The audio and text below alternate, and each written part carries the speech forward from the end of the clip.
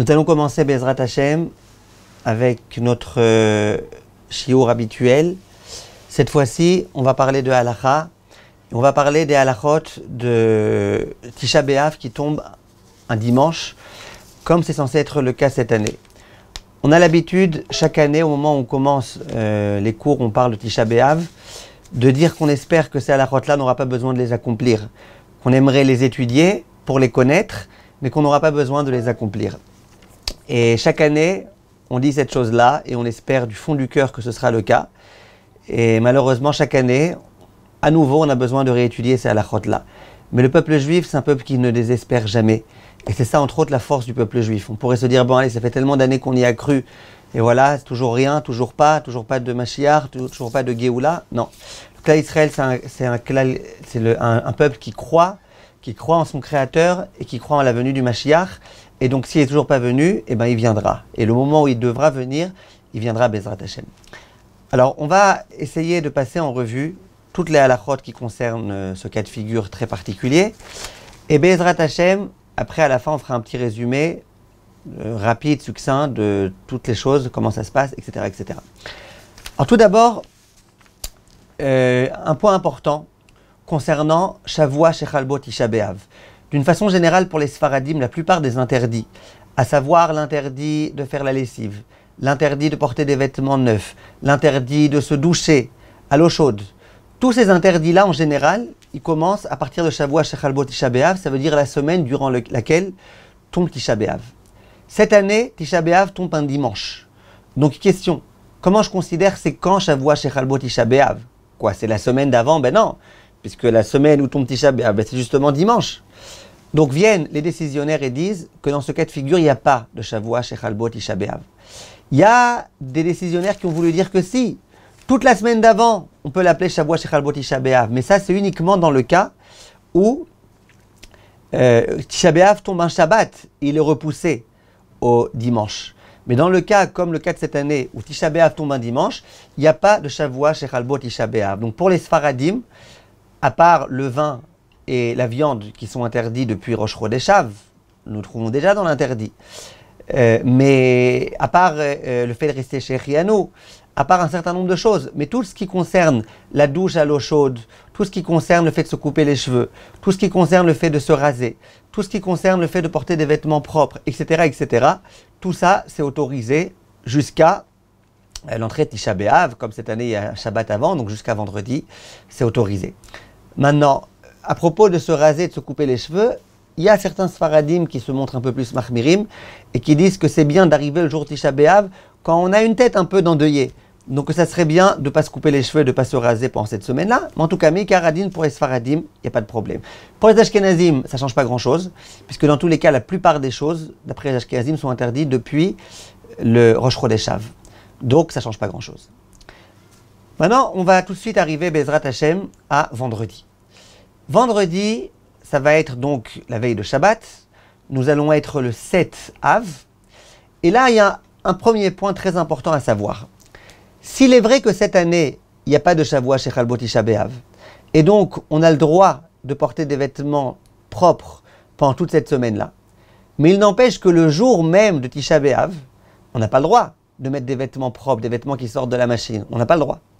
Les gens, souvent, dans ce genre de cas, ils oublient de préparer un vêtement pour Tisha B'Av. Ils se disent, cette année, il n'y a pas de Shavua Shechalbo Tisha B'Av, donc c'est pas la peine de préparer plein de vêtements. Vous savez en général comment on prépare. En général, on porte un vêtement pendant une demi-heure, avant Shavua Shechalbo Tisha B'Av, et comme ça, après, pendant Shavua Shechalbo Tisha B'Av, on peut reporter ce même vêtement, on considère que c'est déjà plus un vêtement propre. Cette année, comme il n'y a pas de Shavua Shechalbo Tisha B'Av, il y a plein de Sfaradim qui oublient de préparer. Ils ont raison, puisque aussi bien dimanche, lundi, mardi, mercredi, jeudi, vendredi, Shabbat, on a le droit de porter des vêtements propres. Le seul problème, c'est que le jour de Tisha B'Av, on n'aura pas le droit de porter des vêtements propres. Donc il faut impérativement, le vêtement qu'on compte mettre à Tisha B'Av, il faut impérativement qu'on l'ait porté vendredi ou jeudi ou aujourd'hui si vous voulez, qu'on l'ait porté pendant une petite demi-heure. Et si vous me dites, ben, on n'a qu'à rester avec les vêtements de Shabbat, puisque Tisha B'Av c'est au moins dimanche, on n'a qu'à rester avec les vêtements de Shabbat, eux ils auront déjà été portés, puisque tout Shabbat on les aura portés. Non, Tisha B'Av, on ne peut pas être avec des beaux vêtements. Les vêtements de Shabbat, c'est des beaux vêtements. Tisha B'Av, on ne peut pas être avec des beaux vêtements. Donc, vendredi, soyez sûr avant l'entrée de Shabbat que vous avez déjà préparé les vêtements de Tisha B'Av, à savoir que vous les avez déjà portés pendant environ une demi-heure. Le jour de Shabbat, Shabbat Chazon, on s'habillera de façon tout à fait normale le jour de Shabbat, avec les beaux vêtements de Shabbat. Même les Ashkenazim, la coutume la plus répandue chez les Ashkenazim, c'est de considérer qu'on s'habille avec les beaux vêtements de Shabbat. Ça, c'était vendredi. Maintenant, on arrive au Shabbat, on arrive à vendredi soir et à Shabbat après-midi. Alors, le principe pendant Shabbat, c'est qu'il n'y a pas de Avelout pendant Shabbat. Il n'y a pas de deuil pendant Shabbat. On ne peut pas se comporter de façon comme des endeuillés. Le jour de Shabbat, ce n'est pas l'honneur de Shabbat. Donc, on aura le droit de manger de la viande ce Shabbat. On aura le droit de boire du vin. On aura le droit, comme on l'a dit tout à l'heure, de s'habiller bien. On aura le droit de se laver les mains. On a le droit, ce Shabbat, de se comporter exactement comme il faut. Question. Est-ce qu'on aura le droit, ce vendredi soir, d'avoir une relation conjugale? Question qui se pose. Pourquoi? Parce que c'est la veille de Tisha B'Av. Viennent les décisionnaires et disent, il n'y a strictement aucun problème. Toute la marloquette qu'il y a, c'est quand Tisha B'Av tombe Shabbat et que c'est repoussé à dimanche. Donc pendant Tisha B'Av, pendant Shabbat, c'est Tisha B'Av. Alors quoi, c'est bien d'avoir une relation avec sa femme quand c'est Tisha B'Av. Mais là, c'est pas le cas. Là, c'est que la veille de Tisha B'Av. Donc la veille de Tisha B'Av, il n'y a aucun problème d'avoir une relation. Donc ça, c'est un point qu'il faut que vous sachiez. Maintenant, on continue. On arrive maintenant Shabbat matin. Shabbat matin, Shabbat se passe comme d'habitude, il n'y a pas de problème, rien ne change. Shabbat après-midi, est-ce qu'on a le droit de continuer à étudier la Torah normalement? Si les papas ils étudient avec leurs enfants le Avot ou Banim, l'étude avec les enfants, est-ce qu'ils ont le droit de le faire ou pas? Alors rapidement, je vous précise le principe. Le jour de Tisha B'Av même, on n'a pas le droit d'étudier tout ce qu'on veut. On peut étudier qu'un certain nombre de choses, de textes, en général les textes qui sont pas de nature à réjouir. On peut étudier les keynotes, on peut étudier les lois de Havelout, de deuil, mais on ne peut pas étudier l'étude habituelle. Question, la veille de Tisha B'Av, de façon générale, est-ce que j'ai le droit ou pas? Disons que Tisha B'Av ça tombe un mercredi soir, est-ce que mercredi, en journée, la veille de Tisha B'Av, est-ce que j'ai le droit d'étudier la Torah? Vient un grand posek qui s'appelle le Rama, et il dit c'est interdit. Interdit. De la même façon que pendant Tisha B'Av, tu ne peux pas étudier tout ce que tu veux, il n'y a que quelques petites choses précises que tu peux pas. De la même façon que tu peux, excusez-moi, de la même façon la veille de Tisha B'Av, tu n'as pas le droit d'étudier ce que tu veux. Donc après Chatzot, la veille de Tisha B'Av, après Chatzot, tu ne peux plus étudier ce que tu veux. Sur ça, il y a des décisionnaires tels que le Mahamar Mordechai et d'autres poskim qui ont dit mais quel rapport? Où on a vu une telle interdiction? La Gemara, elle n'a jamais interdit. La Gemara, elle interdit le jour où Tisha B'Av étudier la Torah, pas la veille. De quel droit? Tu prends la mitzvah la plus importante, qui est celle de l'étude de la Torah, et sans raison valable, a priori, tu l'annules. Bizarre. Ça, c'est ce que beaucoup de décisionnaires ont dit au Rama. Mais en tous les cas, le Rama, Rabbi Moshe Isserles, le Rav d'Ashkenazim, lui, il dit la veille de Tisha B'Av, on n'a pas le droit d'étudier. Pourquoi? C'est quoi sa logique? Alors, il y a deux raisons qui sont apportées. Quelqu'un a une idée? C'est quoi les raisons? Pourquoi le Rama il dit que déjà la veille on n'a pas le droit, alors que l'interdit c'est que le jour de Tisha B'Av? Qu'est-ce que vous dites? Avant d'ouvrir vos micros, dites-moi ce que vous en pensez.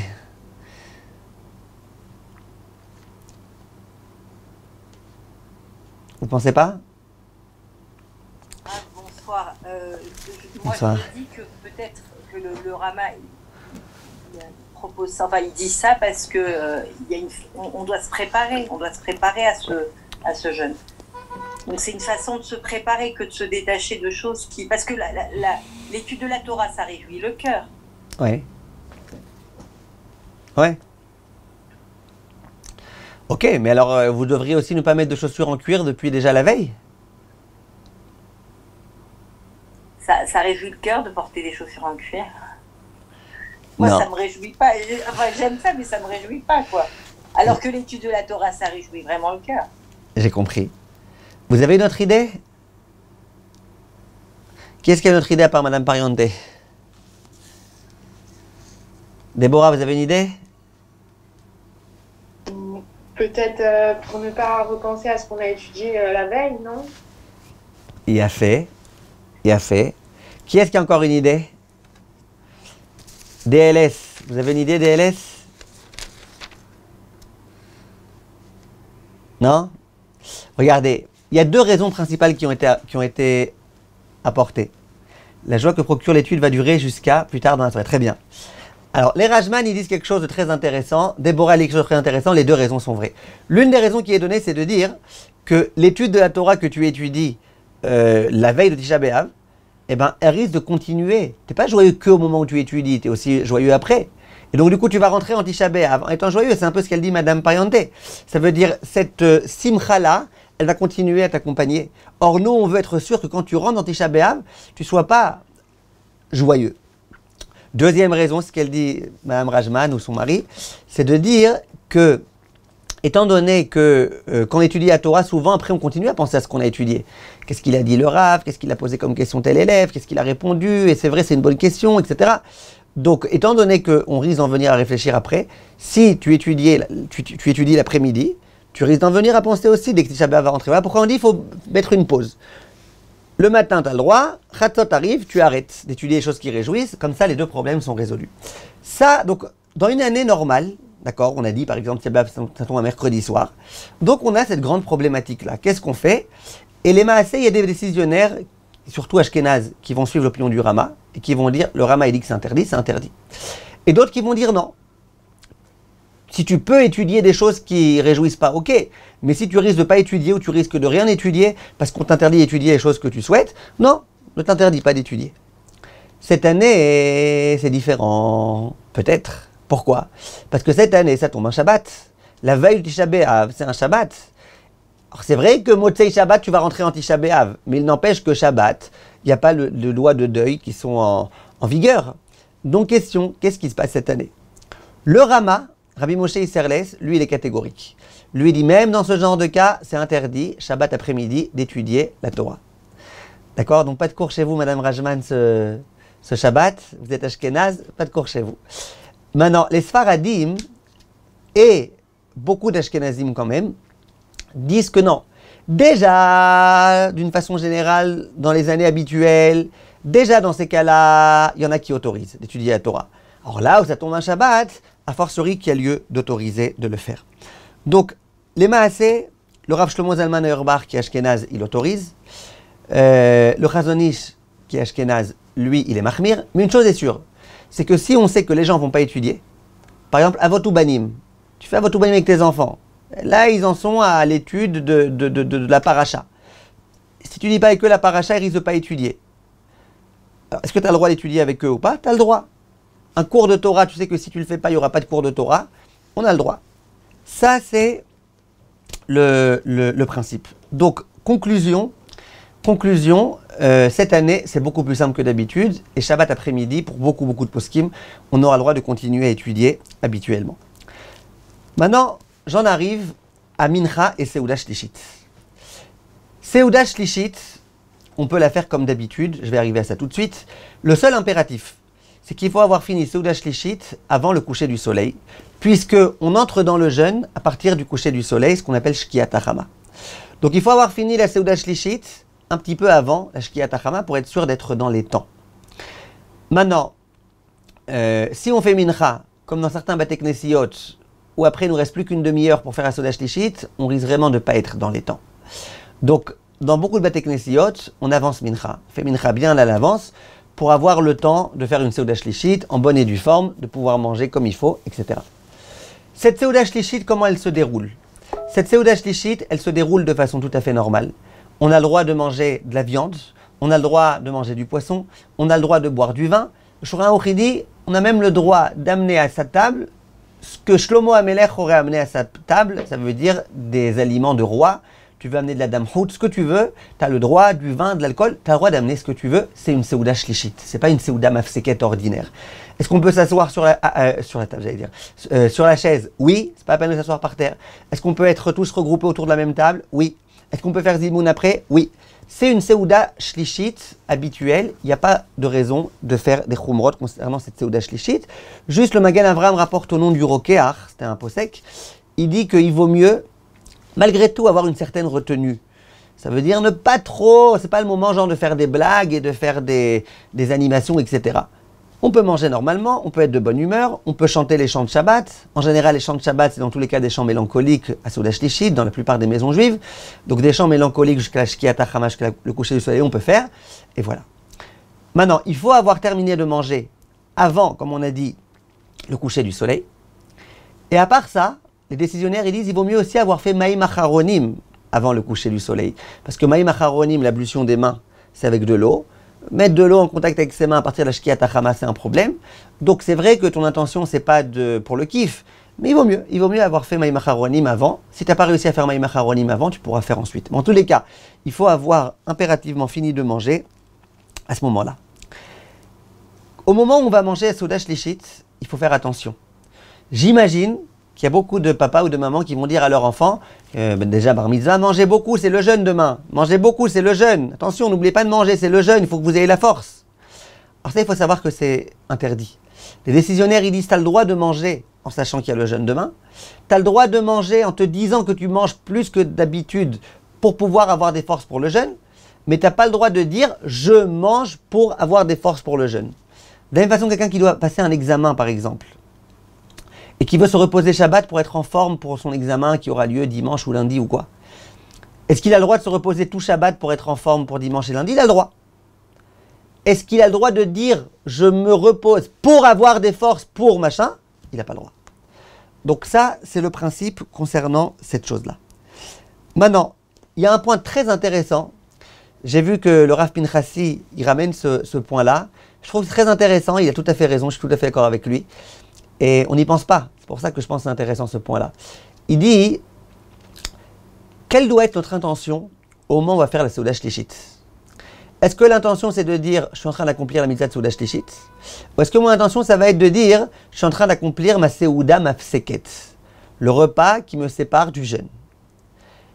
Eh bien il dit, ce Rav-là, il dit, attention, on a un principe, c'est que les mitzvot, si on veut s'en acquitter, il faut avoir la kavana. Il faut que je me dise, j'accomplis cette mitzvah parce que c'est Hachem qui m'en a donné l'ordre. J'ai l'intention de lire la Kriyat Shema pour m'en acquitter. J'ai l'intention d'écouter le shofar pour m'en acquitter. J'ai l'intention d'écouter la Megillah pour m'en acquitter. Donc quand je viens faire ma Seudat Shabbat, chacune des Seudot Shabbat, mon intention ça doit être de dire, je viens m'acquitter du devoir d'Hachem. Maintenant, en général, même si tu n'y penses pas automatiquement, mais implicitement c'est ton intention. Pourquoi tu fais un repas Shabbat, toute la famille, avec beaucoup plus de nourriture que d'habitude, et puis que tu fais le kiddush avant et t'amènes 2 pains. Implicitement, on comprend que tu le fais pour accomplir la volonté d'Hachem, en tant que repas de Shabbat. Mais quand c'est un repas qui vient juste avant le jeûne, et même s'il n'y avait pas de mitzvah de Seuda Shlichit, tu aurais beaucoup mangé, parce que d'ailleurs chaque année avant Tisha B'Av, tu fais une Seuda Mafseket, bien que c'est pas Shabbat et bien que c'est pas Seuda Shlichit. Donc si tu n'as pas l'intention de faire ce repas en tant que Seuda de Shabbat, tu risques d'avoir l'intention de le faire en tant que Seuda Mafseket. Or, il n'y a pas de mitzvah de faire Seuda Mafseket. Seuda Shlichit, c'est une mitzvah. Pour certains poskim, c'est Minatora. Or, qu'il n'y a pas de mitzvah de faire Seuda Mafseket. Si quelqu'un il veut ne pas manger Seuda Mafseket, qu'il ne mange pas. Il aura faim, il aura faim. Vous comprenez? Donc, faites attention quand vous faites Seuda Shlichit de bien vous dire j'accomplis la mitzvah de Seuda Shlichit et pas la mitzvah de Seuda Mafseket. Et au passage, c'est facile à remarquer. Puisque Seuda Mafseket, tu as le droit qu'à un plat et pas à 2. Là, tu as le droit même à 3 plats, 4 plats. Seuda Mafseket, en général, tu n'as pas le droit de boire du vin. Là, tu as le droit, etc., etc. Est-ce qu'on aura le droit ce Shabbat, et ça c'est une question qui m'est posée à chaque fois que les choses se passent comme cette année, est-ce que c'est permis de prendre ce qu'on appelle le kali tzom? Il y en a qui appellent ça le tzom kal. Il y a des espèces de comprimés que les gens y prennent avant le jeûne pour pouvoir jeûner plus facilement.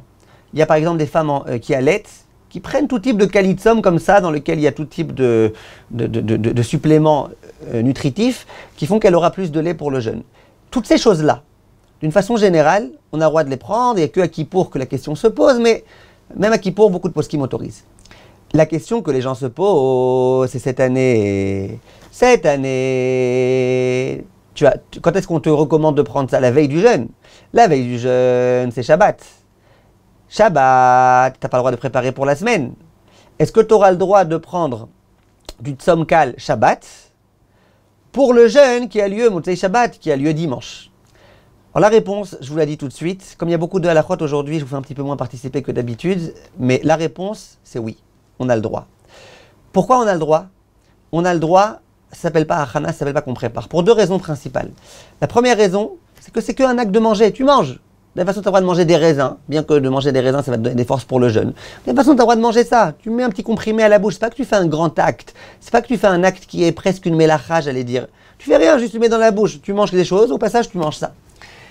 Et à part ça, les décisionnaires, ils disent que tu manges, ça rentre tout de suite dans ton corps. C'est pas que tu fais quelque chose qui sera pour après. Quand tu manges, quand tu entres maintenant dans ton corps tout type de choses, tu les rentres maintenant dans ton corps. Donc, ce complément-là de nourriture, c'est maintenant qu'il est rentré. Déjà maintenant, en quelque sorte, il t'aide. Donc, les poskim, ils autorisent. Maintenant, Rivka, elle pose une très très bonne question. Et c'est là que je voulais en venir. Est-ce qu'on ne va pas dire que c'est comme un médicament? On sait que le Shabbat, on n'a pas le droit de prendre de médicaments. Est-ce que ça ne s'appellerait pas par hasard comme un médicament? Alors, ici, c'est un médicament. Il faudrait vraiment être patraque pour avoir le droit de le prendre. Et si tu n'es patraque au point que tu es malade, alors tu n'auras pas besoin de jeûner. Donc, qu'est-ce qui se passe exactement? Alors, je vais vous dire, là, on aborde un problème, je vous le dis très rapidement. Un jour, on fera Bezrat Hashem ensemble et la Chod Shabbat en ce qui concerne ce point-là. Là, juste, je le dis très rapidement. Le Shabbat, on n'a pas le droit de prendre des médicaments de peur qu'on en vienne à l'épiler. Maintenant, quand je viens prendre Shabbat des vitamines, est-ce que des vitamines, ça s'appelle un médicament ou pas? Les vitamines, c'est quelque chose que même les gens en bonne santé prennent. C'est pas pour guérir d'une maladie, c'est pour se sentir encore mieux. Est-ce que c'est un problème de prendre des vitamines? L'opinion Ashkenaz, c'est de dire que c'est un problème. L'opinion Sfarad, c'est de dire que non.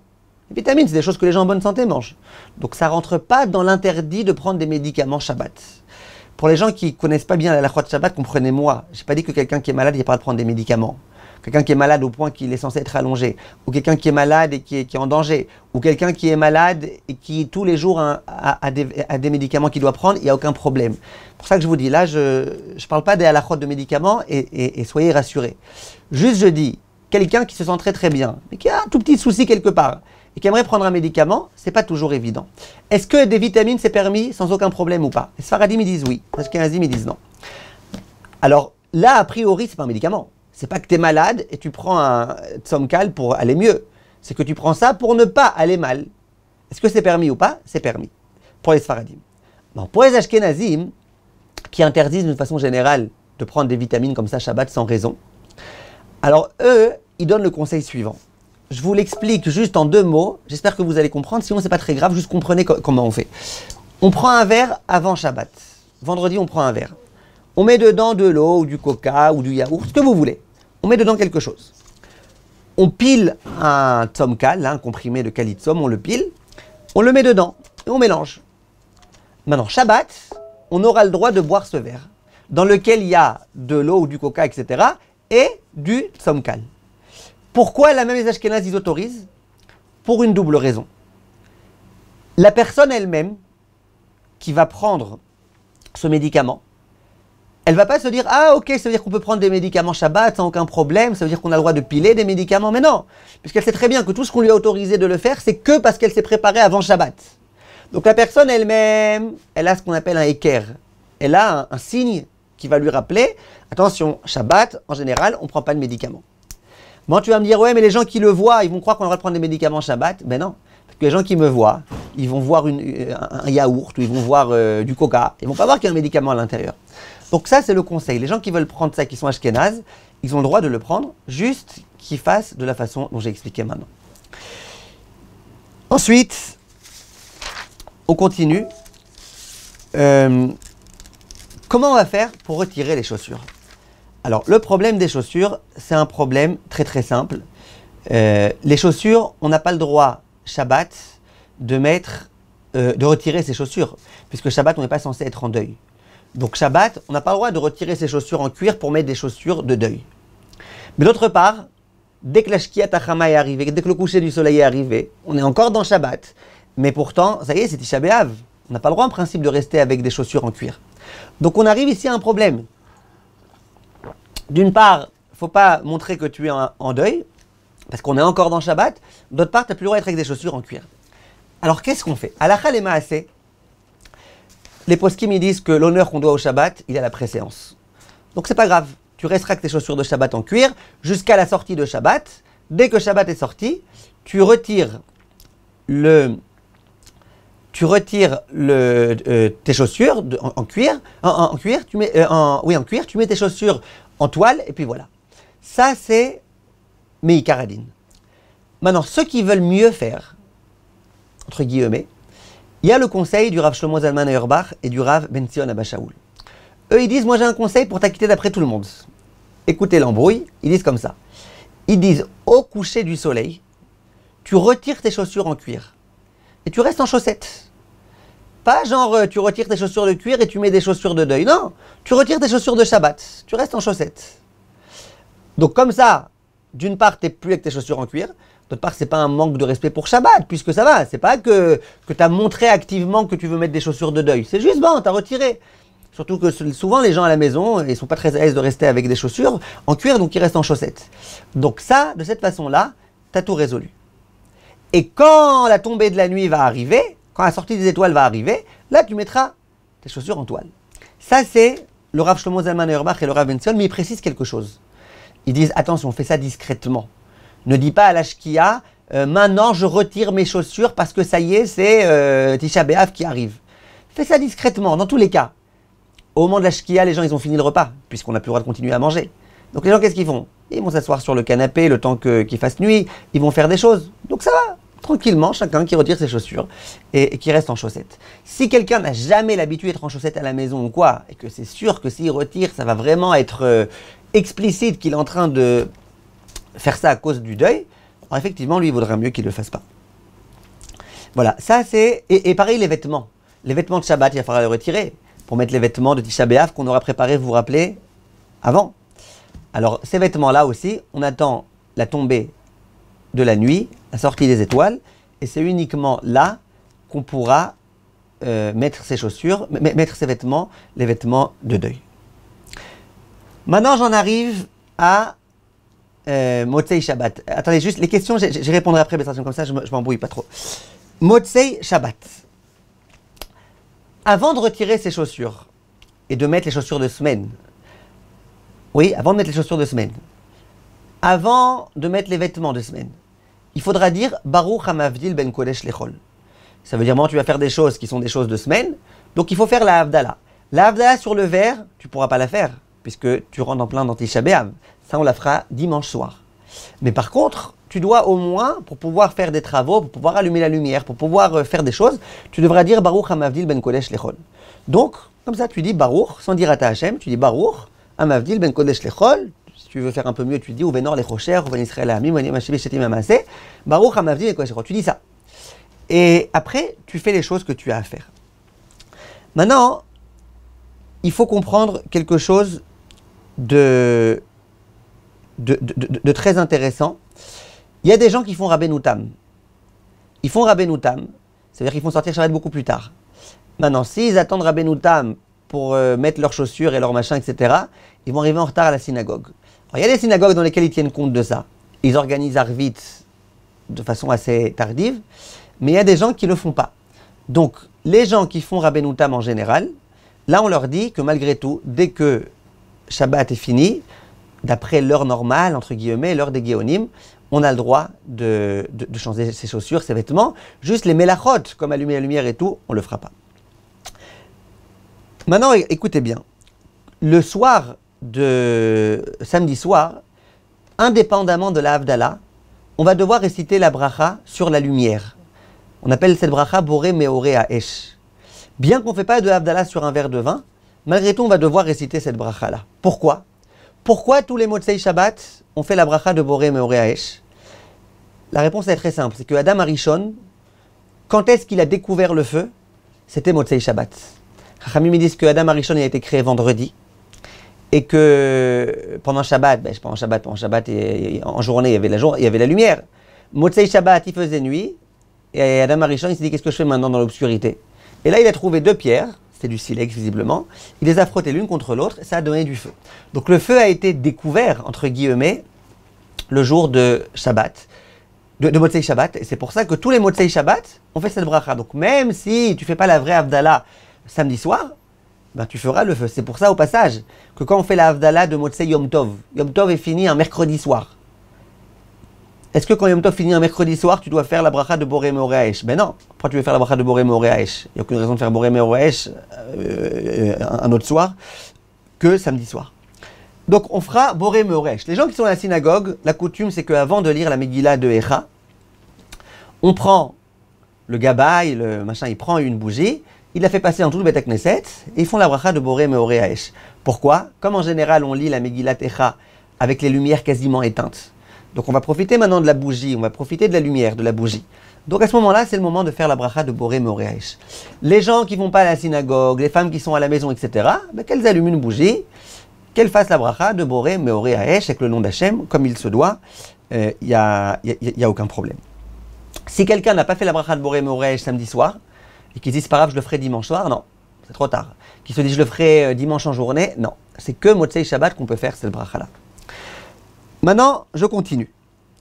Quelqu'un qui est malade et auquel on demande de manger, de boire le jour de Tisha B'Av. C'est arrivé, là il y a plein de personnes qui m'ont appelé avant le jeûne, qui sont malades, qui ont des soucis de santé, des femmes enceintes qui sont en grossesse à risque. Il y a des cas dans lesquels on dit aux personnes, tu dois manger. Le jour de Tisha B'Av, tu dois manger. Donc ok, tu dois manger, une année normale, tu manges. Là cette année, quelque chose de particulier. Il ne faut pas oublier de faire la Havdalah avant de manger. Comme c'est Motzei Shabbat. Quand Motzei Shabbat est arrivé, tant que tu n'as pas fait la Havdalah, tu n'as rien le droit de manger, à part de l'eau. Si tu n'as rien le droit de manger, tu n'as rien le droit de boire.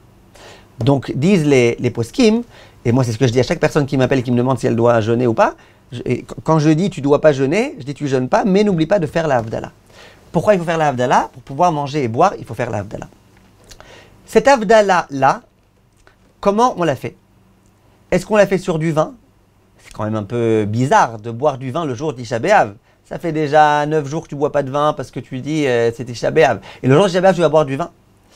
Alors, la coutume ashkénaze, c'est de dire on ne fait pas sur du vin. On fait sur de la bière, on fait sur ce qu'on appelle Khamar Medina, tu peux faire sur un jus de Tropicana à 100% jus d'orange, tu peux faire d'après certains sur un café. Tu peux faire sur tout type de choses qui peuvent s'appeler Khamar Medina, mais ne fais pas sur du vin. Les poskim sfarad, pas tous, mais certains, par exemple le Rav Ovadia, le Rav Ben Sion, Abba Shaul, eux ils disent que la coutume sfarad c'est de faire sur du vin. Ça veut dire, si tu dois faire la Havdalah, comme la Havdalah ça se fait sur du vin, et que là on te demande de faire la Havdalah pour pouvoir manger, eh bien fais une vraie Havdalah. Tu dis ouais mais on ne peut pas boire du vin ce jour-là, on ne peut pas non plus manger ce jour-là. Pourtant toi comme tu es malade, on t'a autorisé. Donc fais sur du vin, sur du jus de raisin sinon. Et si vraiment tu peux pas, fais sur de la bière ou quoi. D'accord? Khamar Medina, les poskim sfaradim, ils tiennent vraiment absolument à ce que le Khamar Medina soit un petit peu alcoolisé, à moins que ce soit du jus de raisin. Mais si c'est de la bière ou quoi, ils tiennent à ce que ce soit quelque chose qui est alcoolisé. Donc la Havdalah, n'oublions pas de la faire pour ceux qui vont avoir besoin de manger pendant Tisha B'Av. N'oublions pas de la faire. Question, quand est-ce qu'on fait la Havdalah?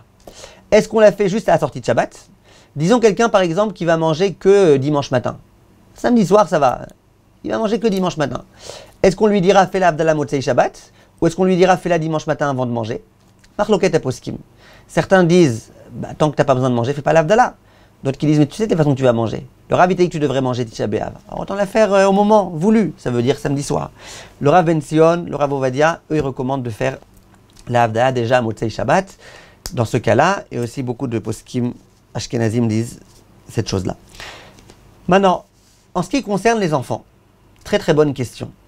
Les enfants qui sont en âge de ne pas jeûner, qui ne sont pas encore bar mitzvah, bat mitzvah, et qui doivent manger pendant Tisha B'Av, est-ce qu'on va leur dire de faire la Havdalah avant ou pas?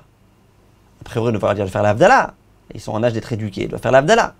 Mais d'autre part, ça veut dire il n'y a pas d'interdit pour un jeune qui n'est pas encore bar mitzvah de manger avant d'avoir fait la Havdalah. Si vraiment il a soif ou quoi, ou qu'il a faim, il n'y a pas d'interdit. De la même façon, avant le kidouche.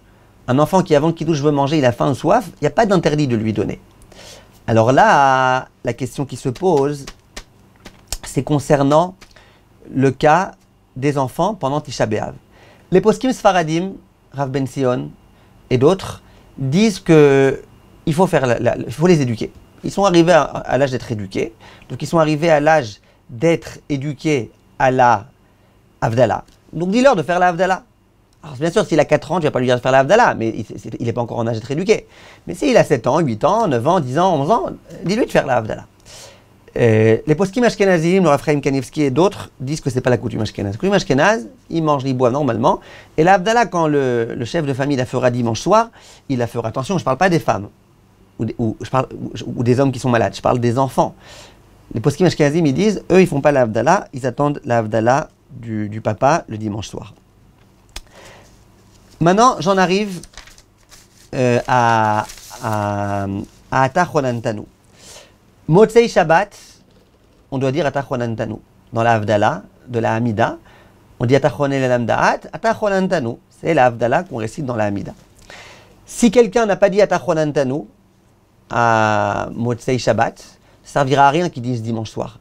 Mais il faut essayer de ne pas oublier de faire Motzei Shabbat Atachonantanu. J'en arrive tout de suite à dimanche soir. Donc il y a eu tout le jeûne, le jour de Tisha B'Av, tous les pleurs en l'honneur du Beth Amikdash. Et là, on en arrive à la Havdalah. J'ai oublié de préciser quelque chose. La Havdalah qu'on fait samedi soir.